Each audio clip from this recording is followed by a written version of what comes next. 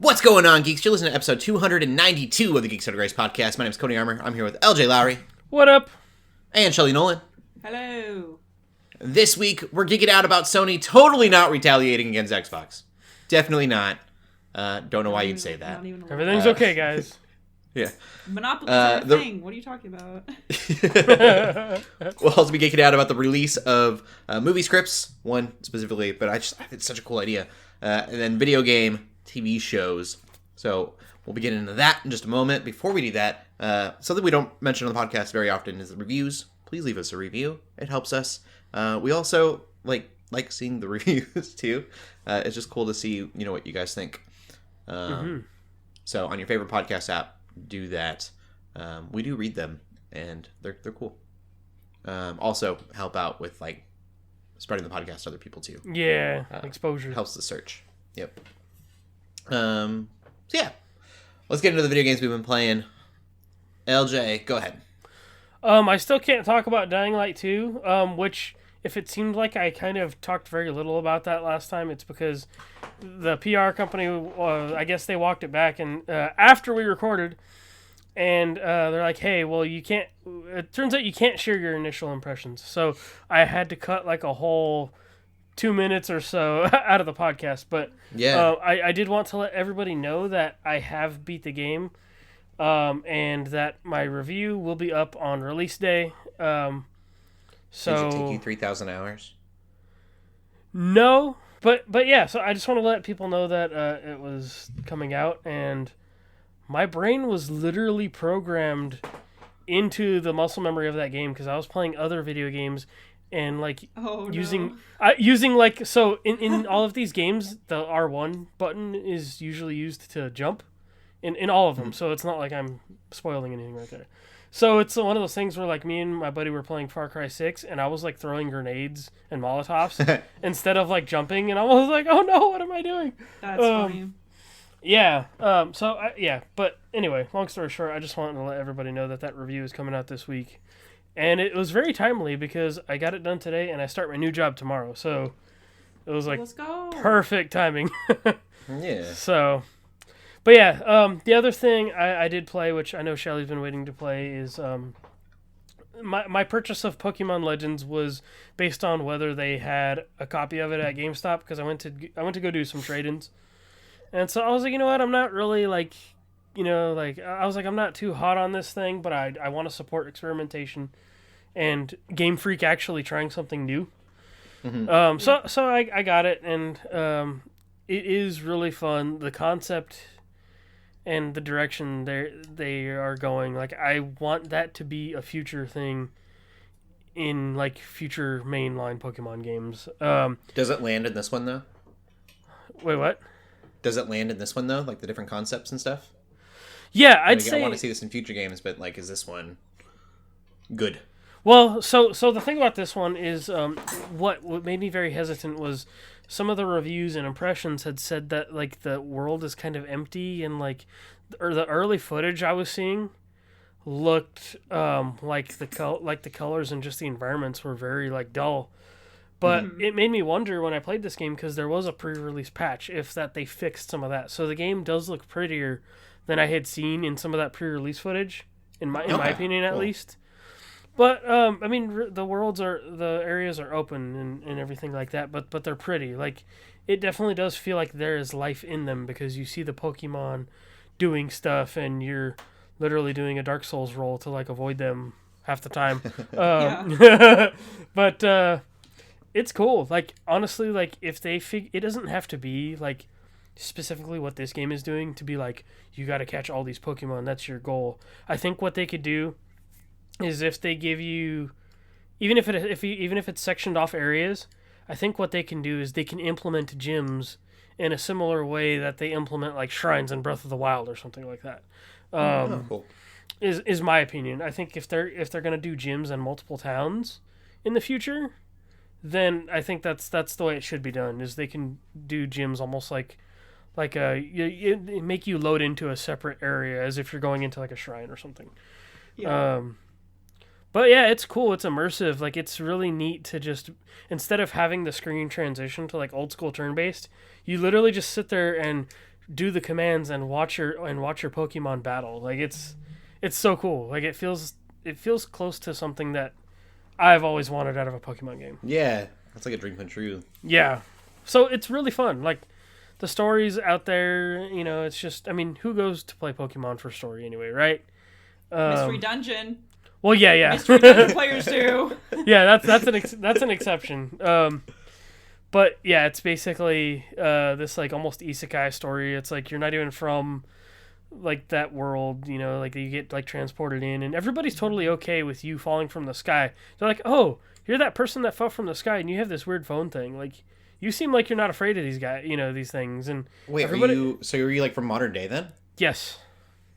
Weird. Yeah, which That's something I heard about, but I didn't know if it was true. So I'm bummed out yeah. that it's that case, because I would have just loved for it to be set in that time.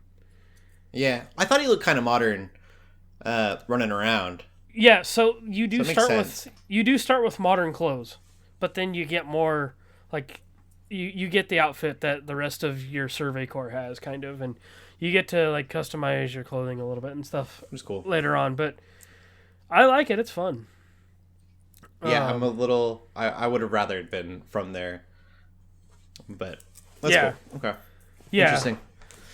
Yeah. The other thing I want to share, that just more of on a personal thing, is that so there are mods that came out of a Marvel vs. Capcom game on PC recently.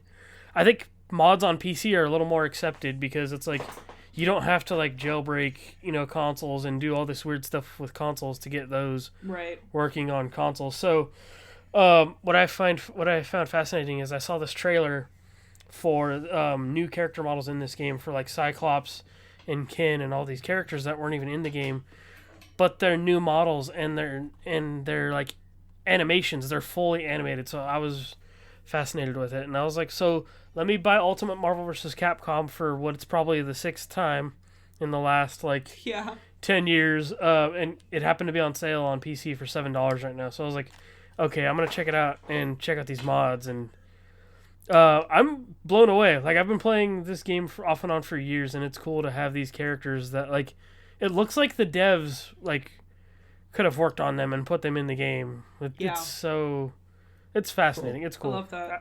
Yeah, I shared a video on my Twitter if anybody wants to go look at it. But I'm just happy to have my boy Cyclops in a Marvel vs. Capcom game again. Yeah, let's go. But yeah, that was more of a personal thing I wanted to share real quick. But that's all I've been geeking out about in gaming. Cool. Shelley? So, unfortunately I mentioned last week that I pre-ordered Pokemon Legends Arceus, and GameStop's been really annoying. And I know it's less GameStop and more FedEx, but my pre-order keeps getting delayed, and at this point I'm kind of like debating it to just trying to like cancel the order and like buy somewhere else, or just buying digitally anyway and having 2 copies, like one for me and one for my husband or something. But either way, like all my friends, like that's the thing, is I'm getting a big like case of FOMO. Yeah, all my friends have it, and they're all posting about it, and they're having just such a great time, and I'm like, I want to play that. So like the last week or so, I've just only been in the mood to play that game, a game I didn't even have yet, because I was prepared to, get it, then it keeps getting delayed. Yeah. So I've just been trying to play older games that I haven't finished yet, or still need to kind of just play, to sort of scratch that itch, if you will. So yeah. I actually, like, I picked up Ghost of Tsushima again, just because cool. I'm like, ooh, the open world. Ooh, I need to get that director's cut still. Oh yeah, and it was just like, man, this game's so pretty. I sort of like took a break. I like played Animal Crossing for a while, then I took a break, and now I'm like back playing the Animal Crossing again. Just because it's like a good like time waster, but very low committal, right? You don't really put anything to it. So yeah, I haven't really been playing anything new. Obviously I've been going more Smash tournaments and stuff, but that isn't even necessarily new either. So that's cool. I just want the new Pokemon game. That's all I want. And I'm sad I don't have it yet. My alternative, if GameStop didn't have it, was that I was just going to get like Sword or Shield because I never played those games, and I was like, you know what, I'm kind of okay with JRPGs again. Maybe I'll check it out. But they ended up having a copy, so I definitely got lucky. Yeah, because I mean, like, I was going to, like, I was thinking, like, oh, maybe we should go physically pick it up, but I don't know. I was like, oh, but if I pre-order it, have it shipped, like, that could be kind of nice. They don't have to, like, go anywhere, because, like, but I should have just... That was sadly out of your control there. That's a bummer. Yeah, it's kind of too bad. Because the thing is, too, is that even if they can cancel my order, I don't know if I could get my gift card funds back, because I used a gift card on it from back when I got my PS5 through GameStop. Because they gave me that $4 gift card. I'm like, oh, this is a great opportunity to use that. So, I don't know. It's to the point where, like, if they get back to me and they can't cancel and refund me, then I probably just will buy a second copy, and we'll just have two, one for each of us. But I'm hoping to, like, we can do that. But at this point, I'm like, it's not coming, right? It's either I get it fully refunded, or I don't, and I just get two games. Like, that's sort of what it's come down to. But either way, it's sort of a bummer. I want the game, like, now. Online co-op would be so cool for this game, too. Like, they could totally do it. Mm-hmm. I'm sure Mario's will make it happen. They've modded Mario Odyssey to make it multiplayer. They've modded... Like, they'll do it. Obviously, that's emulation, but still. Right. That would be crazy. That'd be so cool. Mm-hmm. And who knows? Again, maybe a future Pokemon game. Like, maybe they'll actually expand ideas like they used to, instead of just making the same schlop over and over year after year. Maybe they'll actually think about it for more than 2 seconds, like they did this game, apparently. Mm-hmm. Some would argue they didn't. Yeah. Some would argue they didn't. Oh. Anyway, never mind. Well, I mean, there's no excuse for the graphics, if we're being perfectly honest, but at least the game sounds fun. It's Game Freak, though. I give them props for the things that they've done with this. Yeah. I love that it's in the past. I've said this before, but I feel like if I say it enough on air, enough times, sooner or later it'll happen. I want a movie or a mini series of Pokemon that's like medieval, like dragons and warriors and stuff. What I want, like sort of like from those flashbacks of Lucario and Mr. Me. I feel like that's the closest. Yeah, give us more of that.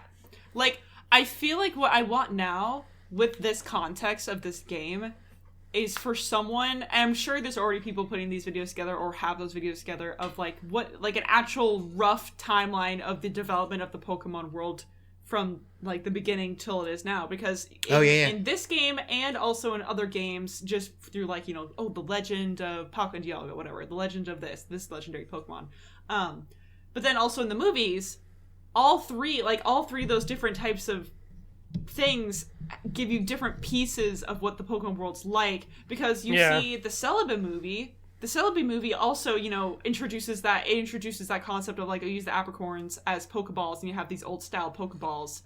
This is kind of what the world was like. But then you also, again, you have like Lucario and Mr. Mew, and you have flashbacks, and they're all armored up, and I'm just like, is this like, this has to be a different timeline, or not timeline per se, but different point in time, or maybe this is just the regional variants. Maybe they had a medieval thing going on, but then again, that would also be, it's not defined if that's in Hoenn or Sinnoh. I think it's Hoenn, actually. There's Lucario and there's other Sinnoh Pokemon, but I think it's and the regions will all have different cultural, you know, development. But it's like and again, like we keep talking about, like maybe the introductions of the Legends Arceus is going to lead to more Legend style games in other regions, which would be super cool, but I already want like more information about like, okay, so what, like the Pokemon world leading up to this point, because we know what it is like now, but it's like we keep getting these different pieces and of from different Pokemon media about like, here's what the past was like, or before they could like, I even think there's flashbacks in the Arceus movie about like, you know, when they had Pokemon do stuff, and I don't know, it just interests me a lot. I feel like they can make like a whole series, a whole like anime series. Like they've been popping off in the animation department. I don't know if you guys saw Bidoof's Big Day.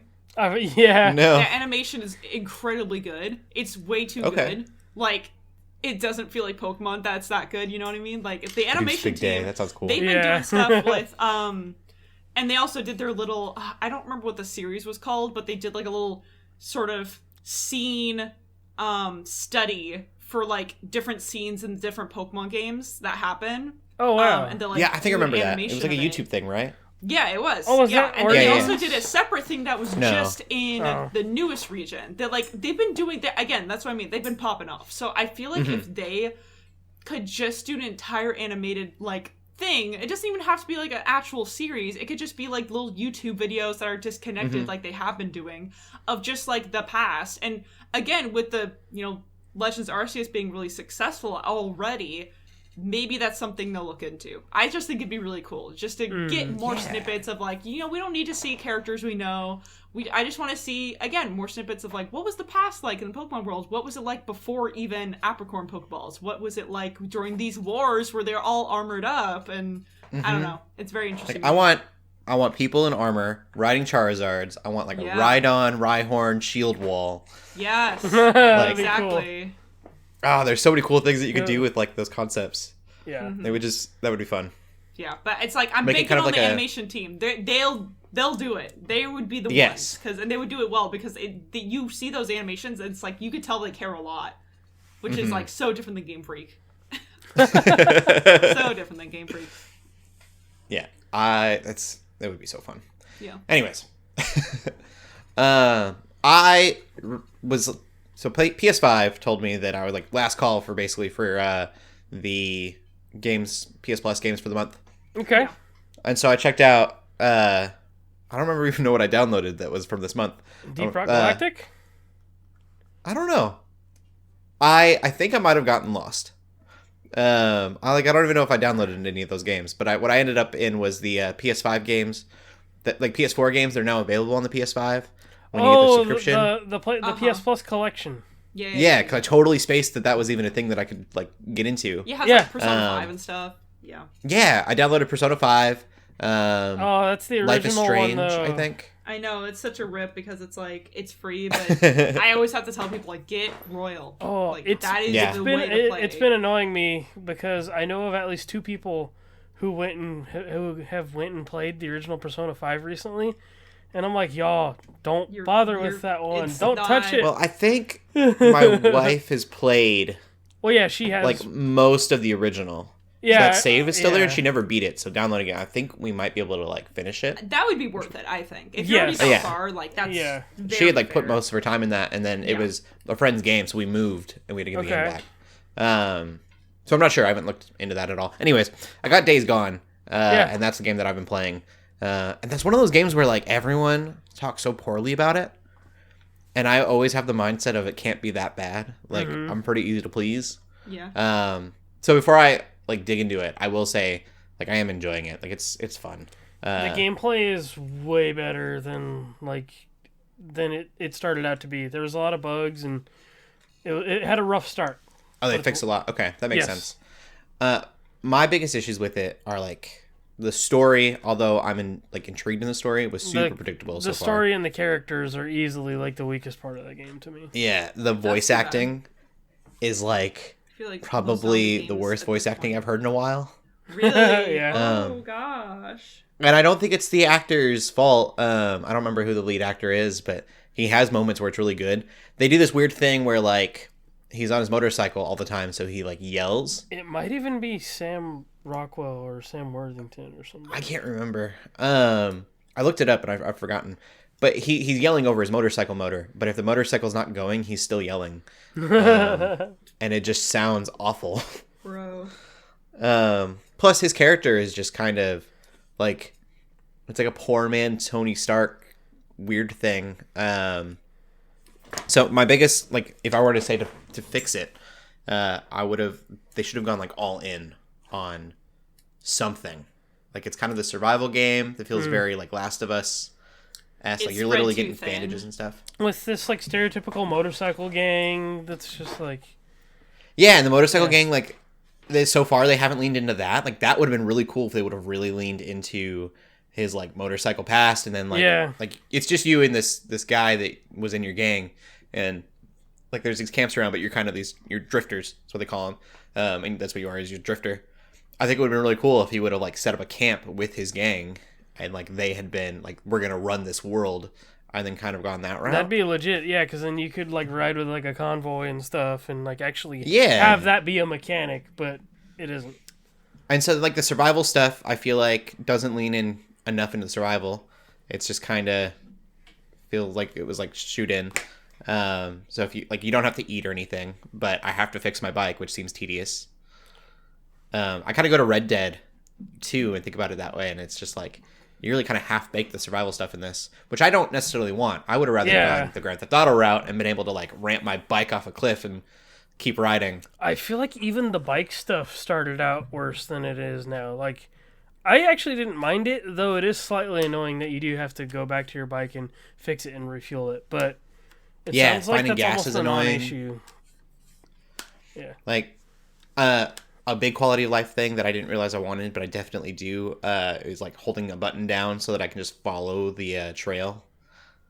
That's in Red Dead with the horse. Yeah. And then there's a couple other games. Valhalla. That's it. Yeah, Assassin's Creed. Assassin's Creed Valhalla does that.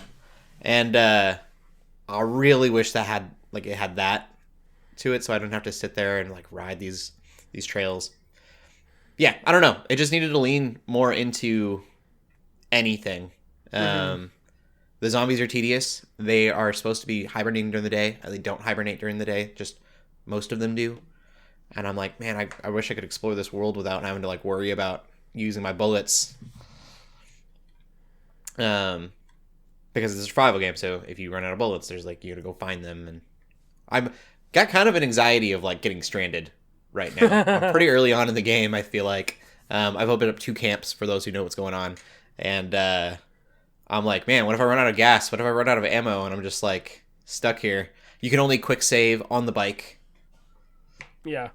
Oh, that's another issue that it's driving me nuts. Everything is a long press, and I don't understand why. Like, triangle on the bike does nothing, but quick save, you have to hold down triangle, and I'm like, why can't I just You should check in hit the triangle? settings if you could change that, because most games have it to where you can just instant press if you go into the settings.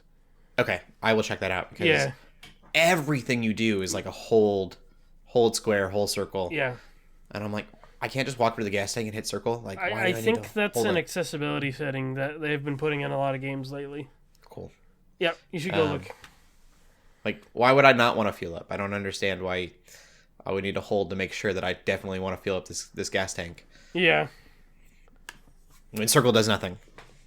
Anyways, that's my take on Days Gone. All of that, like, took playing. I'm probably going to keep playing it for at least a little while. I don't know if I'll finish this game. The story's got me intrigued. I took some good photos in it, and I had fun with what I played, but I never finished it either. Yeah. Another thing that bugged me, I think it would have been really cool. Not a big deal. Anyone can have tattoos. That's fine. But they have a scene where he meets his wife, and she's like a biologist, and she's completely tatted up. And I was like, it would have been really cool if you would have been not tatted up then, and then like during another scene been tatted up because it was later on and you met this guy and he like influenced your life. Oh, I see what you're saying. Like, yeah. development Yeah. moments. Apparently, there can't be any of that. Yeah, it would have been like a really small detail that would have been like, oh, cool. You can kind of see the progression of them and like their biker life, which is just kind of this throwaway. He's a biker and that's why he can shoot things, and like that's about all they've done with it. He still wears his colors, and people don't like that, I guess. I don't know. There's so much they could have done. Yeah. I am glad that he's not Daryl Dixon, because that's what I assumed he would be. Yeah, that's what he feels like. He feels like a lesser Daryl, like almost, because you get the crossbows and just the way he uses weapons and stuff. I will say you should check out some of those bike customizations that are like PlayStation themed. I have a Horizon Zero Dawn one. Yeah, those are. It's I do cool. like those. Yeah, those are sweet. I had the God of War one for a while. Out soon. Yep, Like, That's cool. relatively soon. yeah. Uh, I don't know. It's an okay game. I just think if they would have leaned into stuff, it would have been better. Yeah. yeah. But yeah, Totally makes sense. let's get into the news. Okie dokie. Let's see here. Okay, so for gaming, this one is it's just wild because of the Xbox stuff. Sony is buying Bungie for $3.9 billion, I believe it is. Wow. And it feels weird to me, like, because it's like, Literally a week later. well, and it's just like Bungie does Destiny. Like that's what they do now. Like, like Yeah, that's true. So they've already said that everything's going to stay multi-platform. They're not like trying to make anything exclusive, which they've been in hot water before from fans because there has been like exotics and like certain things that have like come to the Xbox version later already in the past. So they say like, yeah, we're keeping things multi-platform. My hope is that maybe Bungie will be able to help them alongside other studios and maybe create more better, like maybe they'll get like a couple more service games under their belt with Bungie's assistance, since that'd be cool. Since they're known as like the single player, like platform, really, like maybe they can get some, I don't know, like that's the only way. Yeah, just like the server side of things. Yeah, because and like the world building. Yeah, Bungie is still going to operate like fairly independently from what they say with this, and I believe Jim Ryan, one of the leads at PlayStation, said that there's more moves to come. So, which tells me that PlayStation there's going to. I can see what they're doing. They that was a good one. There is going to be more acquisitions. So who knows? This is just. I think it's a weird I love that one too. Sony came out and said, "Hey, we've been working on this for 6 months. This is not in retaliation." Right. Yeah. It was like, well, it feels like it. Yeah, we joked about that in the headline piece, Like, but Bungie was Xbox's baby at one point. well, yeah, and then the reason. So this is another weird thing that people are weirded out about is because Bungie wanted to break away from Microsoft for so long, but then it's like, okay, so how, like, so now you're letting this other company buy you. But then they've been saying like, hey, no, we've had a great partnership with Sony for however many years, So it's like, okay, well, if that's what it's gonna stay as, then I don't see why not. Do you think we'll get a Destiny standalone single player story game? Oh, if they do expand that lore That would be backwards. through other games now or something, though, that'd be cool. Yeah. Get like a Cade 6 game.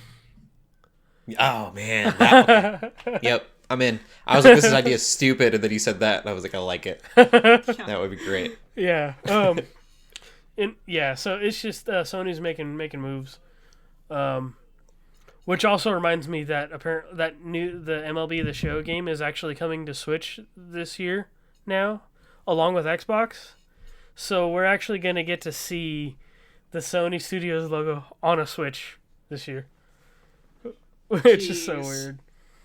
That's like what we've been talking about before, like Xbox getting their logo on a PlayStation game, on PlayStation stuff. It's weird because on one hand, it's like, oh look, all the big companies that were rivaling each other are kind of like overlapping and crossing over, and that's good. Yeah. But at the same time, it's like that is because these big companies are buying up smaller companies, and Bungie, it's weird to say that's a small company. It's not necessarily small. But like, you know what I mean? Like they're so massive that they're eating up and buying already pretty big game companies. And that's kind of scary. Yeah, it's just a little bit concerning.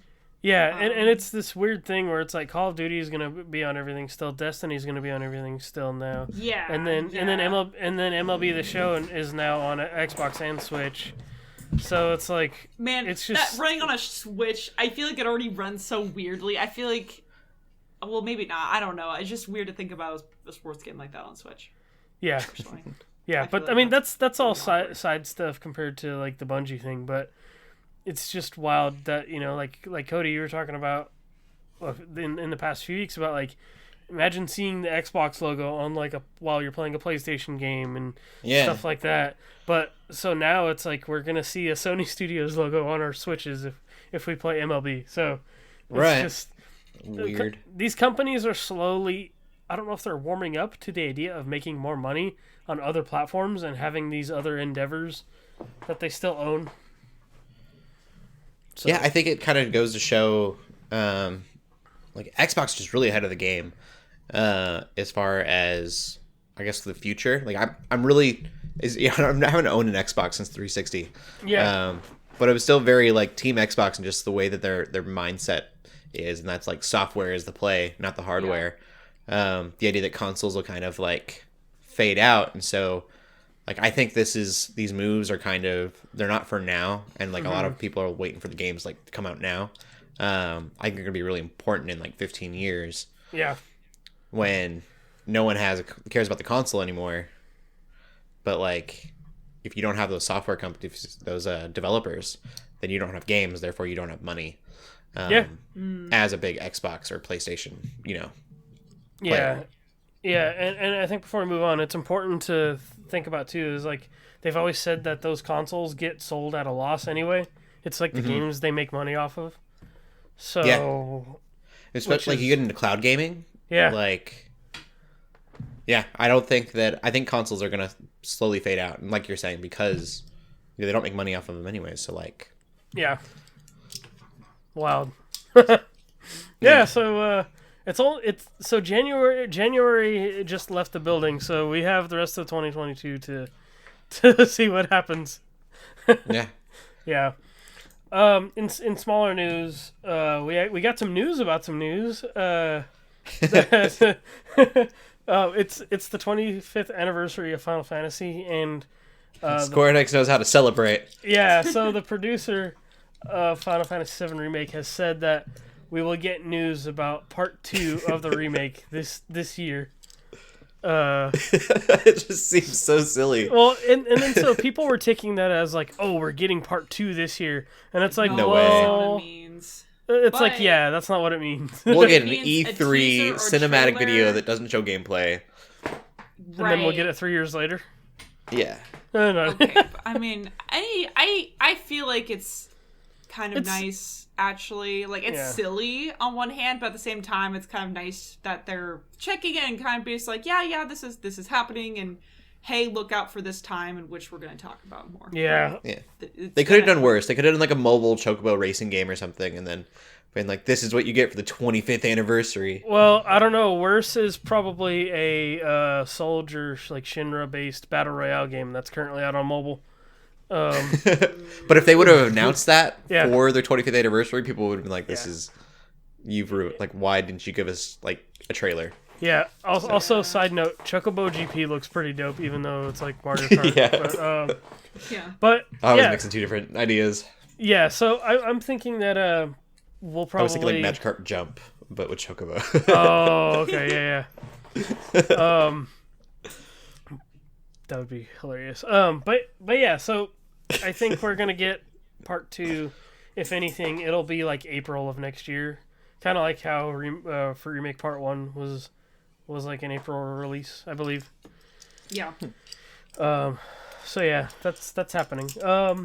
It's soon, just not this year. I think. But the final piece of news I want to give a shout out to, because Star Wars is still on everyone's mind. We're getting 3 games coming from Respawn and Lucasfilm, and that is Jedi 2. So it's not Jedi Fallen Order 2, it's just Jedi 2, because there's a colon there. And then we're getting a first-person shooter and a strategy game. And the speculation has already been circling on what those could be.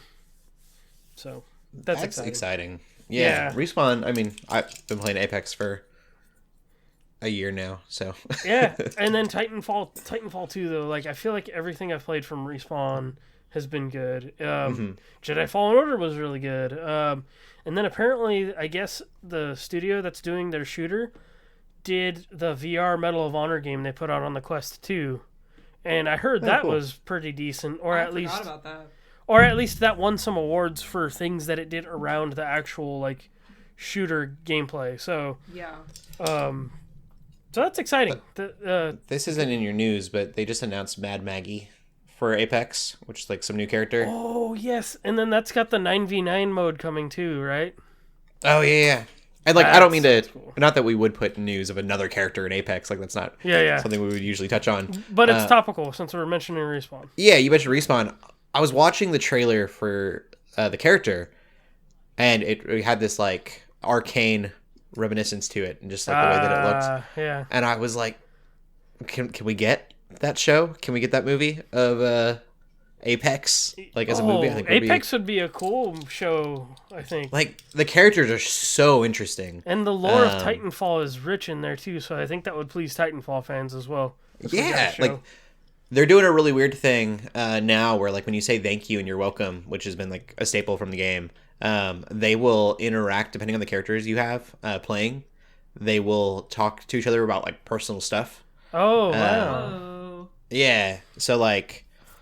One of them was I can't remember anyone's names. Wraith and Bangalore. Wraith says Bangalore says thank you, and Wraith says you're welcome. Hey, if I find anything out about your brother, I'll let you know. That's cool. Whoa. And I'm like, I have no idea about your brother. What's happened to your brother? Whoa. So that reminds me of like in Overwatch.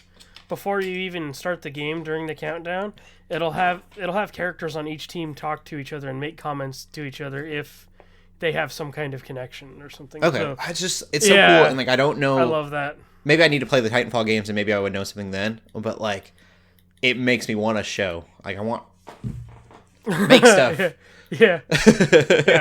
Which I'm pitching out so many ideas this week. We'll get into video game shows a little bit later, so that's topical as well. Yeah, no, it definitely is. Yeah. I think that would do really well. I'd watch that. Yeah. We're good to move on to movies now because that is all the gaming news. Well, all right. Technically not all of it, but anyway. Right. Yeah. Go ahead, Shelley. Yeah. What movies you watched this week? So, we recently finally got our own copy of Lord of the Rings 4K. Yeah. Which is awesome. I don't know why it took so long. It just did. I think we finally got on sale too, which is nice. And so I've already seen Lord of the Rings 4K. I did like a whole watch-a-thon, watching all 3 extended editions in one day with a friend, and that was super fun. I made lemon bread, that sort of thing.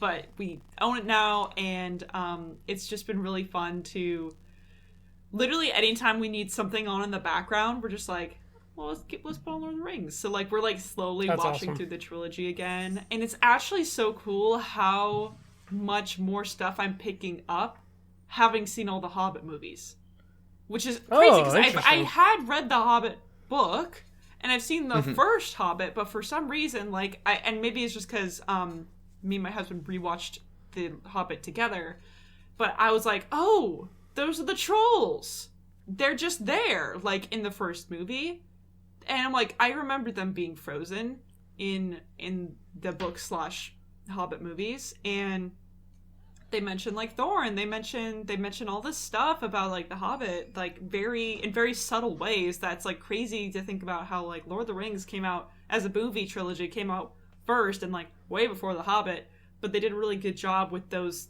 connecting pieces, and they did a good job. Like I don't think they ever really assumed they'd be making the Hobbit into a movie. They really did just throw in lore drops where they're just like mentioning these things. That's cool. So I think that's really cool because I've already seen The Lord of the Rings quite a few times, not nearly as many times as other people, but a few times, and it's just cool. I have friends that watch it weekly. Dang. Yeah, exactly. Yeah, so, I don't understand. Yeah. Just leave it on. Yeah, but and it's just been cool how it already kind of feels like a slightly different experience where I'm just like, oh, like, yeah, I got what they're saying here. I never really understood this line of dialogue from Gandalf, but now I do, that sort of thing. So that's just been fun. But it's just nice to like have on in the background. Like we don't really own many DVDs. The only other DVDs I own Les Mis, and I own like all the Harry Potter movies, and like that's it. So yes, it's like, oh, we could watch Lord of the Rings on streaming service, but it's just so nice and satisfying to like have the disc, use our PS5, use our 4K TV, watch 4K, and just like have it on the background because it's all so long, you know, we're just like cooking food and we just have like part of Two Towers going on, and it's just a good time. I don't know when we'll finish the trilogy. It's just a very casual watch. We just have it on the background when we're doing other stuff. So, but anyway, that's a neat way to do it. Exactly, and that's what I like. Honestly, watching movies a lot of the times is like rewatching movies I already know and love, just like on in the background. I do that with Disney movies a lot. So it's kind of comforting, and it's nice to be able to do that with Lord of the Rings 4K now. So, yeah. Cool. What about you, LJ? I finally watched Injustice, the animated movie, based on the comics and video games. If you have played those video games or read those comics, this is not good. Oh, no. Not at all to me. Like, they just totally, like, it blows my mind with certain things. It's like, you have the source material. Why don't you just do that instead of, like, doing your own thing just because? Like, I don't know. Like, I didn't finish it because it wasn't really worth it to me. Like, once I realized they were going their own direction with it, I was like, okay, I'm kind of done. I don't know, like, the beginning stuff is there, like, when things first play out, like, it's really intense, because that's when you start to see Superman kind of do his thing and go crazy. Yeah. But things just don't go the way I would have expected them to, especially the way the game plays out, because the games are basically like 3 or 4 hour interactive movies anyway, with the story. So I was just like, I checked out after a while. I'm surprised. Like, the animation team is usually really good with DC. Yeah, well, like, the animation itself is fine, and, like, the style that it's in, but just the storytelling and stuff. The story was weird. Like, they turned, like, Nightwing into, like, I think it was Nightwing, but they turned him into, like, Deadman and stuff, like, and did a bunch of weird stuff. Which I don't know if is, like, a nod to the comics or not, but, like, they just do a bunch of weird things, and I'm just like, I'm good. Like, I tried. Not. I'm just gonna go play the games again because I seem to replay those all the time anyway. Yeah. So yeah, it just wasn't good. That's okay. Really unfortunate. I also watched a movie that's not good, and I don't even know why. We were just talking about it. Me and my wife, we watched Tim Burton's Planet of the Apes. Which started because we were talking about Rise of the Planet of the Apes, and then, like, what that was canon to, and I couldn't remember, and so we looked it up, and none of it's, like, canon to any of it except for, like, the Rise series is canon to itself. Yeah, the Rise. Yeah, that's its own thing. Yeah. Or Dawn. I don't remember which one's the first one. Yeah. I think it's Dawn.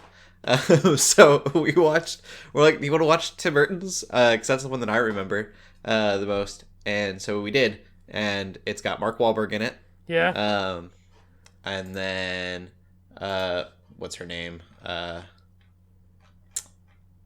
She's in everything Tim Burton. Helena Bonham Carter. Yeah. Oh, yeah. Yeah. And the movies were weird. Like, the costuming, I think they did a really good job for the era. The actors and the costumes are definitely, like, a callback to, like, the original series. Yeah. Like, the sets were huge, or at least looked huge. Like, the production of it was fine, I think, but just the movie itself was weird. Yeah, it didn't make any sense. Like, the whole thing is just, like, he goes to a different planet, which I didn't know. I found that out by looking it up. I didn't understand that, especially when I was a kid when it came out. And so, through time, that was a big thing, and I knew that was happening. And then, I'm giving the whole movie away. It's old. Yeah, that's fine. You're good. So he is running with a bunch of people, and I don't remember the people talking, but apparently they talk. I don't think they did in the original. I don't remember either. I don't think they do. Because I remember the originals, Planet of the Apes. All I remember is a scene with what's his name, the main character in that. It's it's gonna kill me. Everything he says is like he tries to make a movie quote. It's fantastic. This is gonna bug me. Anyway, someone knows what I'm talking about. Anyways, he has a scene where he picks up a doll and he goes, "Would a man make a doll that talks?" And then he squeaks it. It's a squeak toy. And so I'm pretty sure humans didn't talk that in that version. And I don't know where I'm going with that. But they talk in this one, and I was like, well, that's kind of dumb. Because that was the big thing, was he was a human that could talk, and that made him different. In this one, they were just like, there's something different about you. We don't know what it is. He kisses Helena's character, which is an ape, which is weird. And then... That's like Sonic 06 level heresy right there. Yeah, like, that was super weird and creepy. But then it, like... They one-up it because he goes, and then he kisses the human girl character, who was literally there to be the human girl character in the movie. Like, she doesn't do anything the entire movie.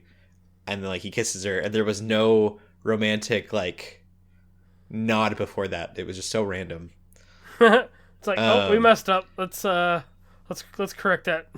Yeah, it was super weird. Like he kisses both of them goodbye, and I was like, "What? I don't understand what's happening." And then, big spoiler for those who don't want to watch this movie. This movie's dumb. I love Review. I'm going to tell you what happens, so you don't have to. He gets back in his ship, and he goes back to his time. But in his time, he's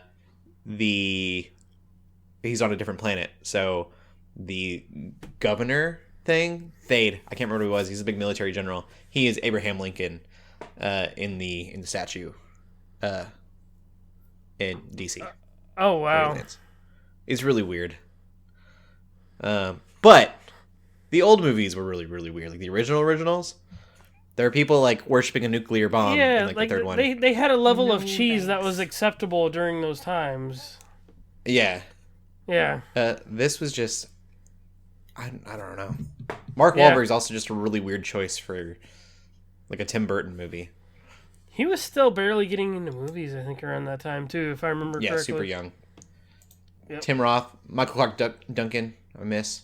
Yeah, like Paul Giamatti. those extra actors, I think, are really cool, especially with the makeup and things like that, and the actual production of like the costumes and stuff. Yeah. That stuff is cool. So watching that, for whatever reason in my head, that was like what the Rise of the Planet of the Apes was like canon to, and it's not. No. Like they're not even on Earth. Yeah, Rise is a whole reboot.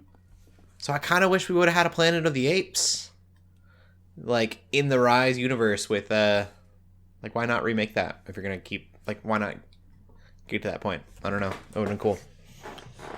I liked all those movies. I think the idea may be that the soft reboot is technically prequels to everything that happens in like the original like movies from back in the day. Mm-hmm. So I think it doesn't like, line up. Yeah, it's weird. It's its own thing. Yeah, I would have enjoyed if they would have kept going and just made a Planet of the Apes, especially now. Like it's been a few years since we've had one. Those movies are good. I like them a lot. Yeah, way better than Tim Burton's version. Sorry. Tim Yeah, Burton. go watch the new trilogy. Yeah. I probably won't, but it was interesting. It's a weird movie in my head that like I watched it as like when I was really little when it came out. I remember seeing it in theaters, I think. Maybe it's because it was one of the first movies I saw in theaters that it just stands out to me. But I don't remember it being good back then, so I don't know why I was just like, we should watch this. Weird. We did. Let's get into movie news. Yeah. Podcast where we talk about movies that you shouldn't watch. I mean, yeah, we got some kind of weak sauce movie news, but that's just the worst. Yeah, True. movies is It's lacking all January. around. It's fine. Yeah, more It's fine. stuff that you shouldn't worry about. Yeah. So We want you to know what to avoid. like a Masters of the Universe live action on Netflix. Yeah. Yes. Yeah, so this originally I think was in Sony's hands and then it fell onto Netflix's lap. If I read the article correctly, originally Noah Centineo was casted. He's not anymore, but that just blows my mind. Noah Centineo in a Masters of the Universe live action. So it's not him anymore. It's actually I'm trying to figure out who that is. I don't remember. he's in a lot of like other Netflix kind of preteen girl type stereotypical movies. I guess I should say. I don't even think he's necessarily a bad actor. He just gets typecasted a lot. What we're forgetting here is I feel like that, like it's for Prince Adam probably more so than He-Man. Yes. So like they're probably thinking of that first. But either way, They should just CGI Hulk He-Man. But anyway, he's not in anymore. But it is Kyle Allen. So he is going to be He-Man / again. Who definitely looks like Prince Adam, not He-Man. Right. Yeah. I mean, it would be cool if they got an actor to film like the first part of it and then like make him get real jacked or something, like and then maybe do the rest of it. Yeah. You don't even one season, or I guess it's a movie, isn't it? So yeah. So that would be cool. I don't know. Yeah. Watch him turn into like The Rock or Jason Momoa or something. They could do Chris Evans and like do the reverse, so it's like CGI skinny. Yes, you're right. Actually, Baggy clothes. Jeez, Yeah. bro. Okay, let us get on this movie. Let's go. Come on. Yeah, we know Netflix. what we're doing. Yeah. There's no way it's gonna be good though. You can't make Skeletor cool. I don't think anything can be worse than the original live action movie. Okay. I mean, it's not. It's might be possible. I think it's possible. They could make it modern day. The original movie was like futuristic stuff. Well, it was He-Man's weird though. Have you? It was Master of the part Universe modern is in the day. future. Yeah, that's true. Either way, I don't know what Master of the Universe is. He-Man is weird in general. I don't think anybody knows these days. My thing is, it's going to be the 4th Master of the Universe show, if you want to count She-Ra, that Netflix has made, and I'm like, why? Yeah, are you making so many He-Man things? It's like they want to cash in on nostalgia, 80s nostalgia, but it's like not working because it's not. But I think why wouldn't you do what everyone else is doing and just make a million spin-offs of He-Man? Like, why do we need literally 3 different He-Men? I know. Well, and again, like She-Ra, I would say I'd argue the that most successful. Yeah, She-Ra was good, and it didn't mention He-Man at all, which I think was a good call. I'd argue that Revelations is a spin-off technically too. Kind of, yeah. But I do wish that She-Ra would have like suggested that He-Man was out there somewhere, like kind of like a rumor type thing. But I'm really glad we never saw him, especially that animation style would have been really off-putting. Oh, the animation style for that newer one is even weirder though to me. Yeah. I know it's a hot take. I know it's a hot take, but I like Revelations. I think people are wrong for disliking that. Yeah, I enjoyed She-Ra too, so I can't really yeah. say anything. Shelley, what do you think? It's like I just feel like I personally have no connection towards He-Man, so I just like don't know. It seems I don't know. I'm not the target audience. How do you feel about a company making 4 different versions of the exact same character? I was gonna say I think we know how she feels about that. I don't like that. So it's one of those things where personally I'm not that invested, but looking at it from a more logical sort of I don't know, is it unbiased standpoint? I just think it's kind of stupid. Yeah. Like if it didn't work the first 2 times, why are you trying again? Besides, they're this making has it been handed again. It's been handed off. It was originally Sony, and now it's Netflix. And it just seems, I look at this article. It says this movie's been 14 years in the making, which personally for me spells bad news. I feel like that's bad. Like it's one of those things where it's like games and movies. Sometimes they just take forever and a half to make, and a lot of times it's easy to be like, oh, that means it's gonna be really good, right? But that's not necessarily the case. A lot of it means that it had a lot of trouble with development, and already we've seen that again just because of how it's been handed off. But still, it's like it's not necessarily good. / maybe it's just rough timing, even if it is good to have it alongside other He-Man stuff that's already come out. I don't know. Seems kind of sus. Yeah, that's the thing too. Is like if no other show, like He-Man had completely died out, like it had been for the longest time, and then they made a live action, and they made it kind of like its own thing. I think that would be kind of cool. But yeah, no, I'm in agreement with that. Dwayne Johnson is He-Man. Yeah, just do it. Yeah, why not? With blonde hair still. Jason Momoa or something. Yeah, Jason Momoa. Or bring back Dolph Lundgren. No, just kidding. Yeah. Speaking of Jason Momoa. Guess what he's been casted in? You'll never guess. You'll never know. You would never anticipate. He's a Sonic. Big, strong guy. What type Mario. of movie has lots of big, strong guys in it? Big, beefy, Uncharted. Men. Fast and Furious. Good guess. Oh, yeah. So he's been casted in the next Fast and Furious movie. I think he's actually a villain, which is funny. Which Fast is this? 10? That's ridiculous. They're catching up. They made it to space. Fantasy. I've been saying for 3 movies that they're going to go to space. I don't know. Maybe this time they're going underwater because they got Jason Momoa. They might be going under. Maybe it's for Aquafan. Oh my goodness. That would be interesting. But have you guys seen the DeLorean? It's Vin Diesel or whatever, Dom in a Mandalorian in a DeLorean, and so the caption is like he travels back in time. Yeah. But he gets in trouble with the Speed Force, and so Flash tells him he can't bring his father back, and he was like, time is family, and then saves the day. Oh man. It's like I mean, it's like they're Thanos collecting their little beefcake gems. yeah, we had The Rock, we had John Cena, we had now we're getting Jason Momoa. Yeah, it's kind of crazy. But yeah, Gotta collect them all. it's one of those things where I saw this family. news and I thought, oh, of course, this is like barely news. Of course, this happened. Like, yes, it's news. He hasn't been in Fast and Furious, but it's like, oh wow, it's perfect. So cool, big day for Fast and Furious fans. I hope you guys are happy. Because I'm excited. I have a weird thing where like I've seen so many of those movies now in theaters. Every time they come out, I go, I guess, and then I go watch it, and I'm like, that was terrible. I've seen every one of them in theaters since 6, and then I missed 9, and so I think 9's actually coming to HBO Max pretty soon. So I'll watch that one.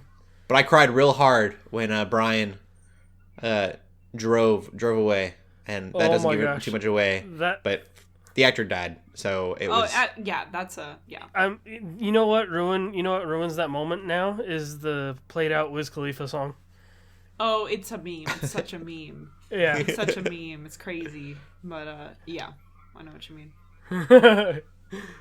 Yeah, and they still hang out with Brian. Anyways. Yeah. I'm good. So those are both interesting movies, but a movie we all like is Spider-Man No Way Home, and that script was released, so you can literally just look it up. You could find the script and you could read through it, which is pretty cool. Super cool. It's interesting. I haven't read much of it at all, like barely any really. I've kind of skimmed through it, but it's interesting because it's like I keep hearing stories of like, oh, well, this is improv and that was improv, which I mean happens in lots of movies. I like what Cody had said about the end of that, which is cool. Oh yeah, a couple of things. I just read like the last few pages because that's what I do. Are we still not doing spoilers, or are we still doing spoilers? Good question. Because I know what you're gonna say, and that's like, ooh, that's kind of. I feel like did we get into some of it last week? I feel like we had. We talked about who's in the movie, but I don't know. That's a let's not give that much away. Okay, never there mind. are cool things at the end of the script that you may want to read. That just kind of like 6 weeks, but yes. They clarify things that you probably weren't even asking necessarily. But it's like, oh wow, that's a really cool detail. And I'm sure that's all throughout the script. I'm sure there's lots of little things. Oh, for sure. I knew that there was an Easter egg for another movie, and so it was like I would have totally missed. I didn't even look at what the Easter egg was. But it's something that would have been glossed over, but was clarified in the script. That's definitely what that was. Yeah. Just cool stuff. Yeah, totally cool. I mean, I know that like Good some save. like, especially like comic stores and stuff will have like scripts available for your movies. I think I at least did own one for Les Mis. I don't know where it went, but I think I had one at some point. And I didn't know you could do that. That's really cool. I feel like the Avengers ones are already out there somewhere too. Oh, for sure. So like, it's just cool to be able to like find it online and be able to kind of read through it. And I want Iron Man and Ragnarok. That'd be cool. That'd be cool. I'm sure they're out there. You just gotta find it, whether online or not. When I think about scripts, though, it's so funny because I don't really usually read through scripts, just in general. Again, I think I had the Les Mis one simply because I love that movie, even though like the musical in itself is way better than the actual movie. But I love Les Mis so much that even the movie's good to me. I'm one of those people. But the last script I read, which is totally unrelated here. Do you guys remember that Powerpuff Girls show that was slated to start on the CW? Yes, did that script come out? That script for that first episode came out, and it was terrible. That show is no longer a thing. Bad. Yeah, and I think it got leaked, and then everyone's like, wow, this is terrible, and then it got canceled. Even a couple of the actresses started dropping out, and that was it. Like, once they dropped out, that was done. So that's the last time I read a script for something. But it's they were gonna do reshoots even, and I don't even think the reshoots happened. Yeah, I'm sure you can still find that recorded. Like someone had to have saved it if you're really curious about it. But that's just what it reminds me of, seeing a script and reading through a script. Like, and obviously, like reading through a script, you're not seeing like all the acting, you're not seeing all the pieces together. Yeah. Like you're missing an incredibly huge part of, the movie or show. But if the dialogue's bad, even really great acting, it's hard to, unless it's a comedy, which in the Powerpuff Girls case, it wasn't supposed to be a comedy, as far as I'm aware. It's supposed to be a Edgy CW drama. Yeah. Yep. Like, oh, we're the Powerpuff Girls, but we're not. We're old, we're adults, and we're doing adult stuff. And it's like, that's not interesting. Riverdale. I know. Totally Spies would have been cool that way. I think Totally Spies is getting a new season too, isn't I it? think I heard about that. Oh, really?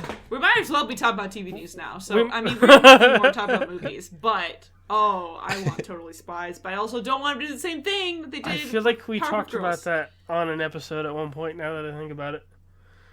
Yeah. Like, if they were to do a live action thing, I probably wouldn't watch it, but it would be kind of a perfect thing to do that too. I mean, it would just be Charlie's Angels, wouldn't it? Yeah, I mean, Yeah. kinda. I could see them really Riverdale-ing that up.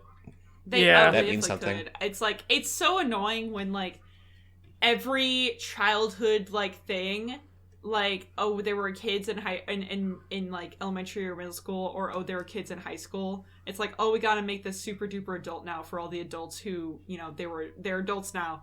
But it's like, yeah, aging them up, making them more mature is cool, but why do you have to throw in all this nonsense? Yeah. Why do you gotta throw in all the nonsense? You're removing the heart of what there was originally. So you can still make it characters older and more mature, and not just be really terrible people. It's possible. Somehow. Dexter's Laboratory. Rated R. Oh no. Oh my gosh. Yeah, that's it with movies. We can move on. Okay. Cool. We're going to TV then. I think we're going to spoil Boba Fett's last episode because it's not. Are you ready? You get in a minute. It's in the trailer, right? I'm not going to deep dive into the show, what happened, but it wasn't. Okay. Spoiler starting. Skip ahead if you need to. It's not that big of a deal. It was not a Boba Fett episode. It was a Mandalorian episode. Yeah, Boba Fett's not a good show anyway. They went and from, that's all I'll say about Boba Fett the show to, oh, this is a really good episode because it's not Boba Fett anymore. Yeah. Is exactly what happened. So funny. I don't understand why they even thought that was a good idea. I don't know. Because it completely overshadowed. I won't dive into what happens in the episode. But it's the best episode of the season so far. It had nothing to do with Boba Fett. The episode before that, I was like, I don't think I'm really like the show. Bryce I'm gonna watch Howard it. directed it too, so it's like, yeah. I decided the episode before that I was like, I don't like the show, and then I watched that episode and I was like, yeah, I'm right. I want more Mandalorian. yes, I don't want this. It felt like it confirmed my thoughts about the show entirely. That the show Spoilers is just, over, I think, for the most part. Yeah, I mean the show is just, it confirmed what I've been saying, is that it's just filler. Like that's Yeah. I read something somewhere or heard it at church, I can't remember, but they pointed out that all of the other Star Wars stuff that was announced before Boba Fett is still not out yet. And so I didn't really think about that, but it definitely was rushed. It was just kind of like, oh, people like this character. Oh yeah, we'll make a show quick. They make the show. And it's it was out within a year. And it definitely feels like that. Like it was something that they just kind of did. Yeah. Because they could. When it got revealed, I never expected it to be its own show. I thought what they were going to do was maybe do it like a spin-off season of The Mandalorian. Like they could have called it The Mandalorian Book of Boba Fett. Or what was it in Avatar? Speaking of Dave Filoni, when they did the whole Bossing Say stuff or whatever. Mm-hmm. To me, it was I know just, what you're talking about, but it was like that. They were to me, I thought it was going to be like that, where it was just going to be totally disconnected and nothing was going to, it was just filler. So it's just it's kind of what I expected it would be initially. Yeah, a 6-episode miniseries that was really good would have been better, I think. And then just left it at that. Just had this really cool... Because that, too, I feel really bad for... I'm not a huge Boba Fett fan, but there are people that are all about that character because the character didn't do anything, and so it made him really cool. And, this show kind of, assassinated the character. Yeah. He's not doing cool stuff. He's, kind of dorky in a lot of ways. He doesn't have any drive. He's just kind of doing this just cause. I don't know. I'm going to continue watching it to the end because I feel like it's going to connect to The Mandalorian in some way. Well, just because it came from Mandalorian, I feel like it's got to come back full circle. But yeah, I don't know. It's not great. You can literally just watch this episode and just watch the rest of Boba Fett if you want. Yeah, that too. We were talking about that with Shelley. Yeah, because I'm still not interested in Boba Fett, but obviously I love the There's Mandalorian. absolutely no reason you have to watch the previous 4 episodes. Yeah, you need to know that he's trying to take over Hutt's Jabba. Which Hutt is a species, right? Yeah. So Jabba's Jabba Hutt. Pizza Hut. Pizza the Hut. There's got to be a Hut named Pizza. Spaceballs. Oh yeah. Pizza the Hut. But anyways, he's just like he's taking over Jabba's like crime territory, and we don't know why. Besides the fact that he just really didn't like. We still don't know why. Yeah. He just doesn't like Jabba enough to completely start a whole new career, for funsies. Yeah. But it doesn't make sense. I don't. Hopefully everything will make sense in the end and it'll kind of pay off. But at this point, I doubt it, and I just want more Mandalorian. Yeah. Dang. I think that's how everybody feels. Yeah. Unfortunate, but it happens. With all then Peacemaker. all the shows that they're making with Marvel and Star Wars, some of them are bound to not hit as hard. Yeah. Yeah. Well, I'm hoping Ahsoka and Obi-Wan do really well. I think they will be, but I think out of both Marvel and Star Wars, though, on Disney Plus, this is the first show that really has got hit. Yeah, well, for me anyway. You know, like I know. Yeah, no, I'm in agreement. Yeah, this is the first show to be boring and not interesting. Yeah, because, like, for me, even, like, again, I haven't even watched Boba Fett, but with Hawkeye, it took a while for me to get invested, but then I did get invested. And it was because of stuff they were doing actually in the show. It wasn't because they're like, oh, let's go to this other character you like. It's like, oh, no, we're actually going to make you care more and, like, do these other things. And yeah. Yeah. A lot of people like complaints about Falcon and the Winter Soldier, but I enjoyed that too. There's parts of that I thought were still thoroughly enjoyable, you know? Like, yeah, I liked parts that. of it was still pretty good. This is one where I'm just like, okay, I'm watching this because I've watched everything else and feel like I need to. Uh-huh. Peacemaker, on the other hand, is the other show that me and LJ have been watching. Are you caught up? I'm caught up. Yes. It's so good. We need to until the show's over. We're gonna have to put this disclaimer out. Peacemaker is a very rated R, rated mature show. Somebody explained it really well. I don't think it was on the internet.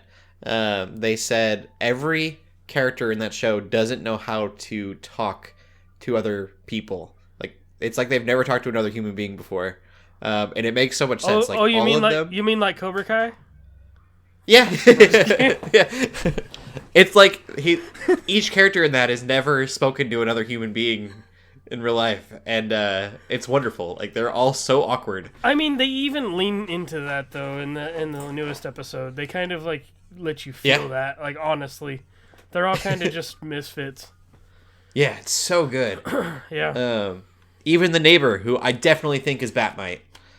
I love when they name dropped Batmite so much.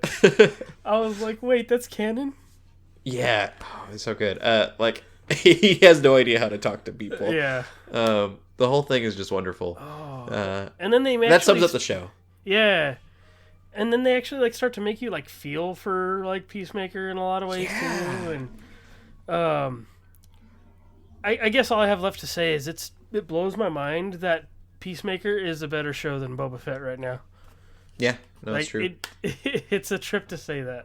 I'm really, I don't know if proud's the right word, of John Cena. Like, his acting was terrible when he first started out. Mm-hmm. And, like, in this show, some of that stuff, if you watch, so anything that, like, towards the end, from what I've gathered, I think all of them are like this. They are improv. So if you go to the end of the credits, there's something that's kind of an extended part. It does seem like an extended scene or like a deleted like snippet, yeah. I know that the last one was improv, but I think all of them are improvised scenes that they just keep shooting and then they keep it. Yeah. And so like the fact that he's able to improv like that too is really But it cool. adds to it kind of too though. Yeah. Yeah. So so good. Really, it's really cool to see John Cena He's grow as an actor. he's so unashamed to just get silly, and I think that's what I like about him. Yeah. I want to start. I want to see anything he's in from here on out. I'm gonna watch because I said before I liked him in Vacation Friends, and like I'm looking forward to anything this dude is gonna do from now on. Yeah, no, I'm invested. And the James Gunn. James Gunn is just That's got an true. amazing mind. James Gunn is I feel like this is James Gunn fully like full freedom, do whatever he wants. Yeah. Well, that's all that I watched. Shelley, have you watched any other TV shows? I haven't watched any TV. There's so much on my like list tentatively. Like my sister's bugging me about Arcane now. You know, she's not a gamer or anything, but she's like, you need to watch Arcane. And I'm like, yeah. You haven't watched Arcane? No, not yet. It's on my list. Oh, it's so good. Get on it. My list. The problem is I've never... And of course, my husband wants to watch Boba Fett too. The problem is I'm literally never in the mood to like watch a new show. Like I'm skip never everything. in the Watch mood. Arcane. yes, yeah. You could forget just watch the one episode of Boba Fett, be done, and then watch Arcane.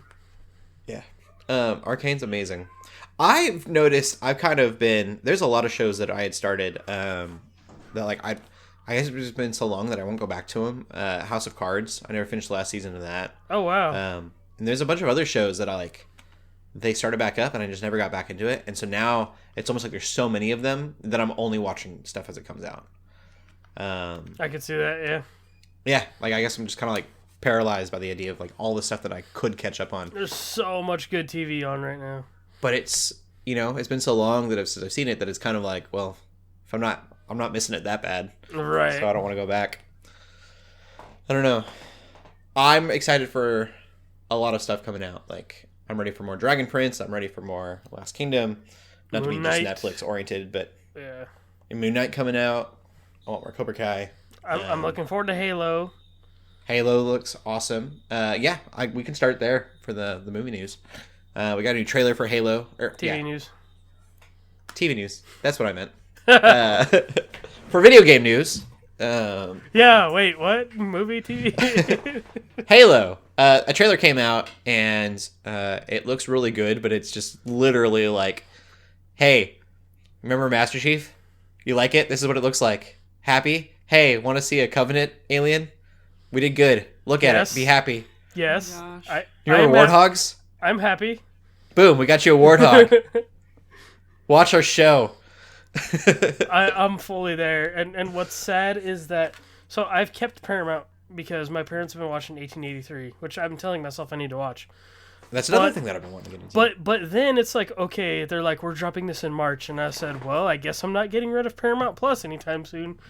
Yeah. Which scares I me. haven't gotten it yet, and I want to watch Yellowstone, and I want to watch 1883. That's right. That's what it's called, 1883. I think that's so. I might have made that up. No, I said 1886, and I was thinking of, like, I had the order 1886 in my head when I said that. I want to watch both those shows, but I've kind of decided that I would just wait till Halo came out, and then I'll get it and watch everything all at once. Yeah. No, Halo looks good. I know you were saying people may not like Cortana. She's not blue, and it almost feels like you couldn't color grade her to blue. Like was that too expensive? I feel like, I mean, I don't know filmmaking, but I feel like an amateur could go in and just color grade that. I mean, I could do that, and I don't know much. Yeah. I'm definitely not professionally trained. Well, yeah. Like, especially since she's already obviously like a separate. She's already digital, right? Yeah. So like, you had to cut that character out or that person out, that animation, in. So you literally just needed to put a blue, like, color gradient over it, and that would have been it. And people would have been happy. Too expensive. I don't know. It's weird. But other than that, like and that's not something that doesn't bug me. I don't know enough about Halo to worry that she's not blue. Right. I don't think it matters really. In Red vs. Blue, they're not colored in that, so boom. Not anymore, anyway. Yeah. Yeah, they were Red vs. Blue, I guess, technically. People, I always forget, like, like Red vs. Blue, I probably watched way more than most people did. Well, that it gets really heavy to the AI towards the end of that. There's people that have been born in this world that probably have no idea what Red versus Blue is anymore. Oh, don't say that. Oh, no. Oh, my. Red vs. Blue, for those who don't know, was back when the internet first started. There was this thing called Rooster Teeth. People know which is still a thing. And it was... Red vs. Blue was a bunch of guys in their closet recording voiceover to gameplay that they recorded. And it was really, really funny. And the first 2 seasons are very stupid and have no plots. Yeah. And then after, like, season 4, it got really plot heavy. And they got, like, Halo's okay. Like, Bungie's okay on it. Maybe it's Bungie. I don't know if Bungie was Xbox at the time. I don't know. They got the okay. They were able to take crosshairs out. They were actually able to, like, just completely... Towards the end of it, it's not even recorded gameplay anymore. It's just CGI. They probably just gave him the source code and were like, here you go. Have a ball. Make your own stuff. And so it starts off really stupid, and then it, like, actually gets to be, like, a good story. I definitely recommend it. You do have to kind of get through the first few seasons, though. First few seasons are pretty bad. So do we need to watch Red vs. Blue first before we can watch the new Halo show? Probably not. I won't go that far. I know. I was making a joke. Yeah. But that show is so good. I loved it in high school because of the stupid comedy, and then I really fell in love with that story. The dawn of YouTube kind of thing. Like, yeah, and to watch it grow into what it became. I know a lot of people kind of fell off once it got really plot heavy. I want to say it was like season 5 it got plot heavy. You would have to watch like a catch up. It took a while. It was weird. It's one of the most quotable shows in the entire world. Oh yeah. That is but true. We'll move on. I know quotes from it, and I never even really watched it. Yeah. Yeah. I'm just like literally we bring it up, and then my mind floods with floods. They sold DVDs. They sold DVDs of that show too. Yeah, no, they totally did. That's you'll get quotes like, maybe it's a sword. No, it's a key. Maybe it's a key, and when you stick it inside people, it unlocks their death. Or, caboose. I can't believe I would ask you this, but do you know how to drive? Yes, but only stick. I never learned automatic. Show's amazing. It's not pink, it's light as red. Yeah. I can't go in there. I might catch the pregnancy. So good. Wow. Anyways, Halo coming out in March. Nothing like this. Probably very serious and cool. I love that nostalgia trip we just went on. Yeah, so good. I love Red vs. Blue so much. Another trailer that came out, probably less exciting to most, is Disenchantment Season 4. So I'm just glad that that's like a thing that's happening. I keep forgetting that show's a thing. Netflix does a thing where they just kind of like stop making stuff, or like you don't get any information. So this is one of those things that I'm like, is that ever going to be a show again? Yeah. But it'll be here February 9th. I didn't realize it was going to be that soon. Yeah. And it looks cool. I binged that first season when I was sick one day, and that's all I remember. It was like a fever dream for me. The show gets really weird after that. Yeah. I mean, it was already weird to begin with, but they go into like a steampunk world. Oh, that sounds cool. Yeah, like a lot of the stuff doesn't make sense, but it's fun. If you like Futurama, you'll like Disenchantment for sure. Oh yeah. And then the other weird Netflix. No, it's not Netflix. Is it? I don't know. I didn't look at this news source. Like, all right. I think I'm just assuming it's Netflix because everything else is Netflix. It's not Netflix. It Takes Two is getting a movie and TV adaptation. Both are in development. The movie is, both of them. The movie and the TV is headed by the people that made Sonic the Hedgehog movie. Did they say like what studio like picked it up or like where is it? Let me see. What platform? You're right. I can't remember. They had some big names behind them. I know they're making a show on Netflix. It was the Tomb Raider animated thing. Oh, okay. So I wonder if they just haven't found studios to like be able to like distribute this stuff yet. DJ2 Entertainment. Okay. They're making the Sleeping Dogs movie, which I didn't know was a thing. That sounds cool, because that's Sonic basically... the Hedgehog sequel. That Sleeping Dogs is inspired by movies anyway. The trailer reveal for... Oh, okay. Halo. But we already knew that. That has nothing to do with this. But yeah. So, I'm assuming it'll stay animated. That would be kind of cool. It should. But I just don't know, like... Shelley, you had mentioned this.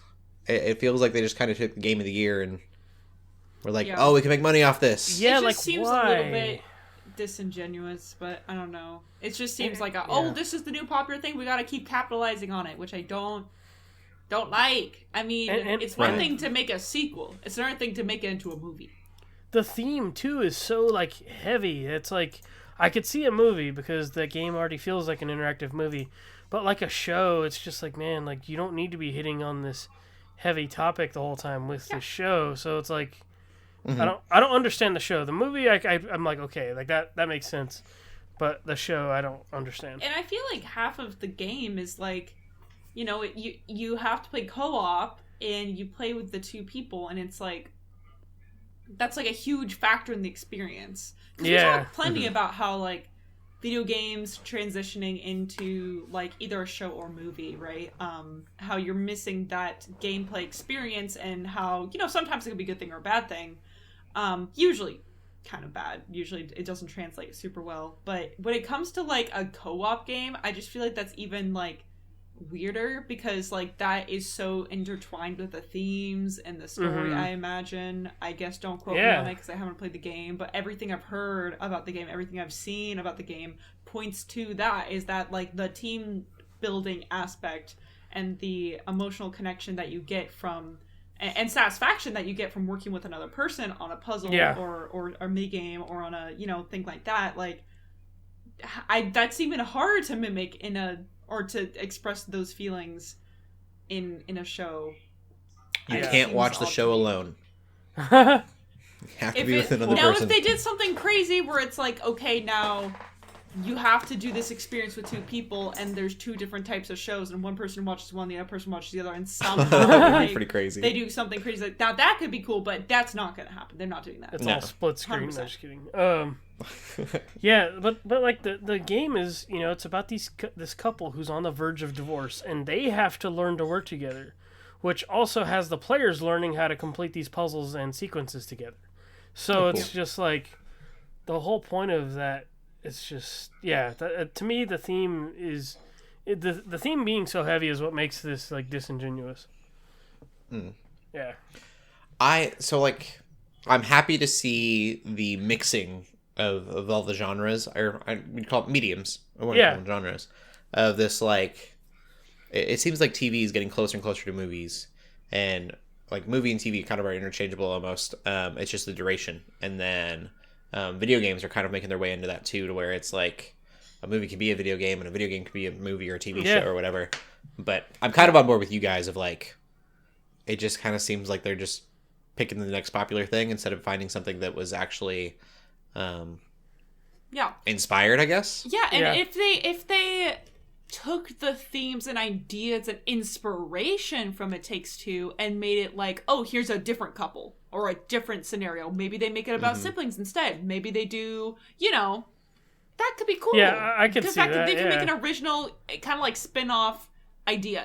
It doesn't have to be about divorced couples. It could be about a few best friends or siblings. Yeah, it could be. It could almost take away from if they're like getting along all of a sudden in this movie or show. Then it's kind of like, or on the flip side, if they're continuously fighting. I've never played the game, but in the show, then it's like all that depth that you played the game with is kind of gone and lost. Yeah, it's like you don't need to. You can. How about you draw inspiration and do your own original sort of thing instead of just making what is already done really, really well as a video game, which obviously so well as a one game of the year, into a show. Yeah. Like, if that's the best way to experience it, make something that is best experienced by a show. Mm-hmm. Yeah. So I think that's Arcane, for example, right? So different than the actual game that the characters are from, right? Yeah. Even I know that. I haven't watched it. It's like, and so they did a really good job of saying like, hey, we're going to take inspiration from this thing, these characters, and we are putting it in a different scenario. We are doing something different with this that's original in its own way. I don't know why they can't just do that. And to be fair, I guess they could, but I'm just assuming they won't.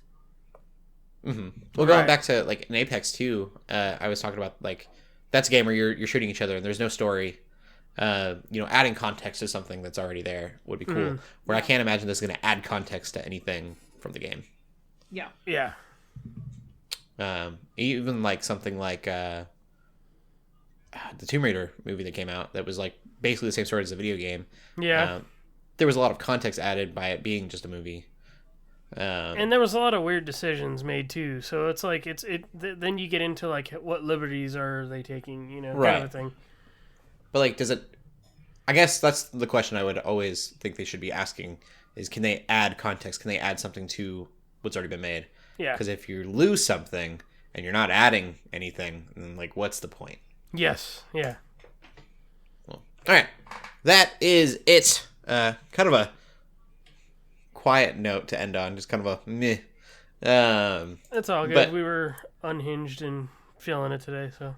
Yeah, we also gave out like $8 million worth of ideas a day, so you're welcome. Shelley, where can they find you at? So you can find me on Twitter at TheShellShock24. I'm streaming Tuesday nights playing Persona 4 Golden. Twitch.tv/Geeks Under Grace. Cool. And LJ? You can find me on Twitter and Instagram at WarHeroLJ, and I'm streaming on Friday nights on our Twitch channel, twitch.tv/Geeks Under Grace, playing some Kenna Bridge of Spirits, which has been going really well. It's been fun, so yeah. You drop in almost every day of the week, except for Wednesdays. We got somebody there. Cool. And you can find me usually on Instagram at Cody Armour. Keep gaming, keep praying, and God bless. Bye-bye. Peace.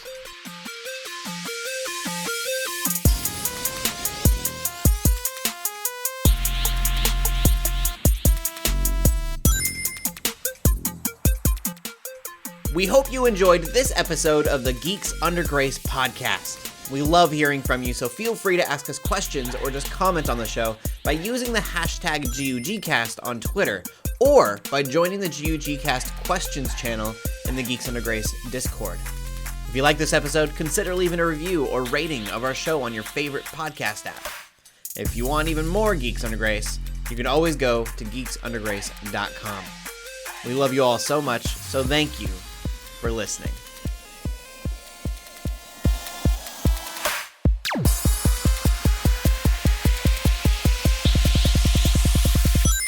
It's on!